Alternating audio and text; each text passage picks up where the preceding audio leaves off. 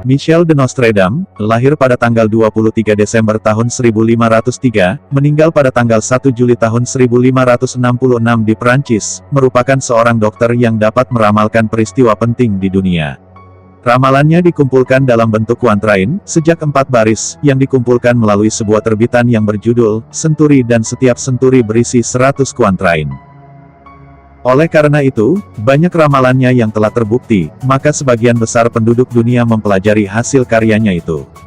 Dalam hal ini Nostradamus juga telah meramalkan beberapa peristiwa penting di Indonesia. Namun sebelum kita lanjut ke pembahasan berikutnya, mari luangkan waktu sejenak untuk mensupport channel ini dengan cara klik tombol subscribe dan aktifkan notifikasi loncengnya.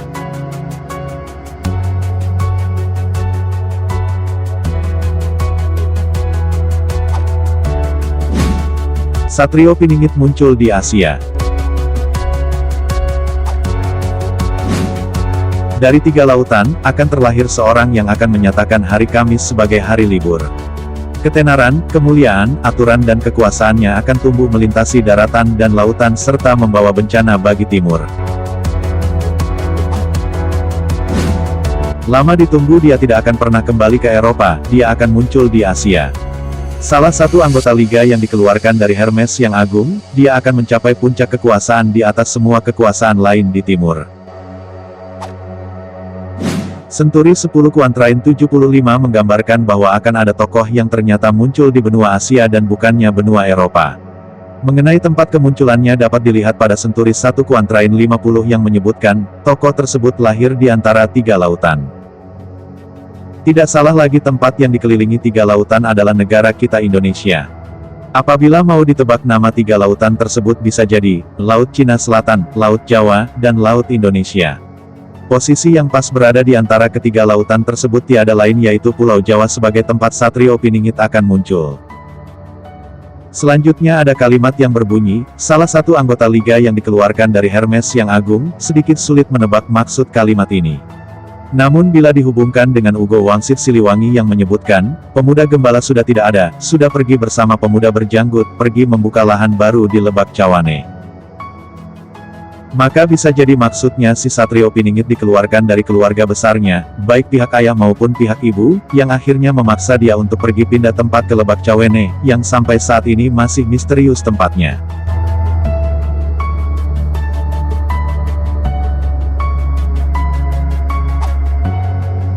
Satrio Piningit yang tetap akan tersembunyi.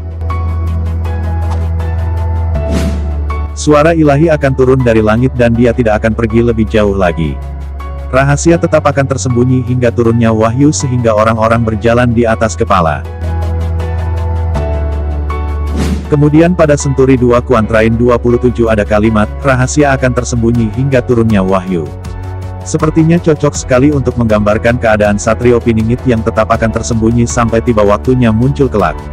Namanya juga Piningit atau tersembunyi maka tidak satupun orang yang akan mengetahui keberadaannya, kecuali orang yang diberitahu Tuhan Sang Pencipta. Banyak yang mengatakan Satrio Piningit ada di sini atau ada di situ dalam Pulau Jawa. Entah benar atau tidak yang pasti kalau sudah diketahui keberadaannya sebelum wahyu Tuhan turun, maka sosok itu bukan yang dimaksud Nostradamus. Kalimat tersembunyi hingga turunnya wahyu mengindikasikan apabila wahyu Tuhan tersebut telah turun kepada Satrio Piningit, maka dia tidak akan menunggu lagi 1 hari atau 1 minggu atau 1 bulan untuk beraksi. Beberapa saat setelah wahyu Tuhan diterimanya, diduga dia akan langsung muncul di tengah-tengah rakyat Indonesia, apalagi saat itu sepertinya perang agung masih berlangsung. Karena wahyu belum turun, maka status dia masih tersembunyi Piningit, lalu orang akan berpikir untuk mengotak-atik keberadaan Satrio Piningit sesuai kalimat, sehingga orang-orang akan berjalan di atas kepalanya. Satrio Piningit menuju Prancis. Seorang lelaki bangsa timur akan datang langsung dari tempat kediamannya, dan melewati Apenina menuju Prancis. Dia akan melintas melewati langit, laut dan salju, dia akan mencambuk semua orang dengan cambuknya. Dari sebuah laut hitam dan tartari besar akan muncul seorang raja yang akan datang mengunjungi Prancis. Dia akan lewat melalui Alenia dan Armenia meninggalkan cambuk berdarahnya di Bizantium.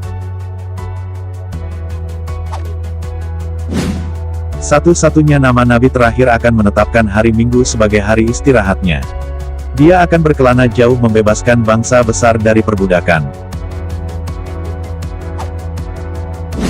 Senturi 2 Quatrain 28 terdapat kalimat, satu-satunya nama nabi terakhir. Kata nabi terakhir dimaksudkan untuk Satrio Piningit yang tidak lama lagi akan muncul di Indonesia. Nostradamus menyebut si Satrio Piningit dengan nabi terakhir kemungkinan besar dikarenakan, si Satrio tersebut akan mendapat mukjizat atau wahyu dari Tuhan, layaknya seorang nabi atau rasul zaman dahulu kala. Sedangkan untuk kata terakhir, mengindikasikan, bila setelah Satrio Piningit kelak di masa depan tidak akan ada lagi manusia yang diberi mukjizat atau wahyu oleh Tuhan Sang Pencipta. Jadi Satrio Piningitlah manusia terakhir yang menerima wahyu.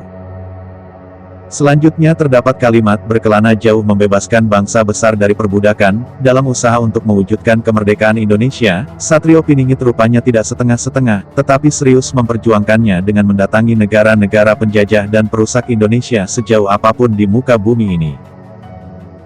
Kalimat ini sepertinya senada dengan ungkapan Prabu Joyoboyo pada bait 173, ngeluruk tampo bolo, menang tampo ngasorake. Artinya Satrio Piningit akan mendatangi musuh yang tempatnya sangat jauh sendirian saja, tanpa membawa pasukan satu orang pun dari rakyat Indonesia atau yang lainnya. Kira-kira negara manakah tujuannya? Dalam Senturi 2 Quatrain 29 dan Senturi 5 Quatrain 54 menyebut negara Prancis yang akan didatangi Satrio Piningit. Hingga saat ini belum diketahui tujuan si Satrio ke Prancis.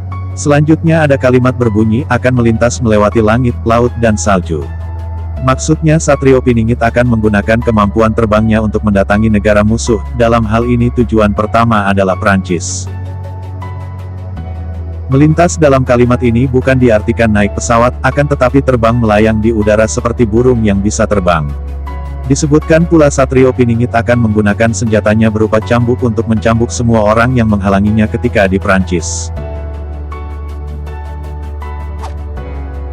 Satrio Piningit gemar berperang. Seorang lelaki gemar berperang yang mencapai puncak kejayaannya, yang akan membawa kembali Savoy ke Prancis. Penduduk dari Lombardi akan menimbulkan ketakutan luar biasa terhadap bangsa Elang, termasuk yang berada di bawah resi timbangan. Tidak lama lagi engkau akan menyaksikan terjadinya perubahan horor dan balas dendam yang mengerikan. Karena sering dibimbingnya bulan oleh malaikat pengiringnya, maka benda-benda langit pun semakin dekat menuju resi timbangan. Dalam Senturi 5 Quatrain 42 disebutkan lelaki muda yang tiada lain Satrio Piningit, rupanya seorang yang gemar berperang. Kalimat ini sedikit berbeda dengan isu-isu kemunculan Satrio Piningit di Indonesia, yang kebanyakan justru akan menjadi presiden dengan sederet rencana untuk melakukan perubahan di Indonesia, tanpa ada sama sekali rencana berperang. Padahal apa yang disebutkan Nostradamus sebagai lelaki gemar perang rupanya juga senada dengan Prabu Joyoboyo pada bait 163 yang menyebut, bergelar pangeran perang. Dua sumber ini yaitu dari Nostradamus dan Prabu Joyoboyo nyata-nyata menyebut Satrio Piningit suka berperang. Selanjutnya Senturi 1 Quatrain 56 tertulis, terjadinya perubahan horor dan balas dendam yang mengerikan.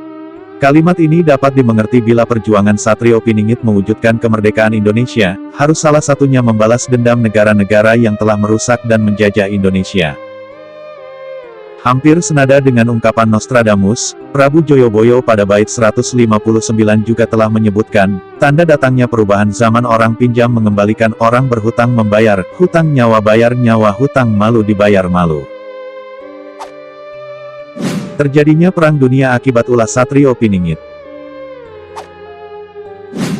Kerajaan emas yang agung ditopang oleh uang melanggar janji, perang dipicu oleh lelaki muda. Rakyat dianiaya oleh pemimpin, yang pemimpin merana bumi akan digenangi darah kaum barbar. Di dalam negara Arabia yang beruntung akan terlahir seorang tokoh kuat dalam syariat Muhammad. Dia akan menguasai Spanyol dan menaklukkan Granada, sekaligus sebagian besar bangsa Liguria dari laut. Satrio Piningit dalam pengertian Nostradamus dan Prabu Joyoboyo merupakan sosok yang suka berperang hingga dijuluki Pangeran Perang. Oleh karena ulahnya yang menyerang negara-negara yang telah menjajah dan merusak Indonesia, maka akan muncul dampak yang serius pada dunia. Dalam Senturi 5 Kuantrain 19 disebutkan terjadinya perang yang dipicu oleh lelaki muda. Hal ini mengindikasikan kelak di dunia yang saat ini terlihat damai setelah kemunculan Satrio Piningit menyerang Barat, maka dunia akan berperang yang bisa jadi merupakan Perang Dunia Ketiga.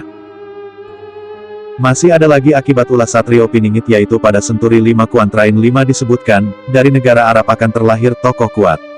Kalimat ini sepertinya mengarah kepada munculnya Imam Mahdi Al-Muntazar.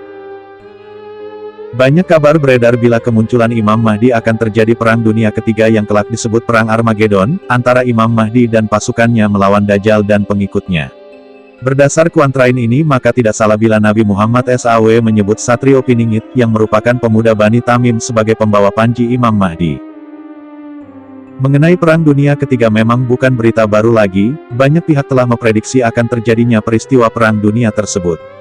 Sementara Nostradamus telah memberitahukan bila Perang Dunia Ketiga secara langsung maupun tidak langsung dipicu oleh ulah Satrio Piningit yang gemar berperang.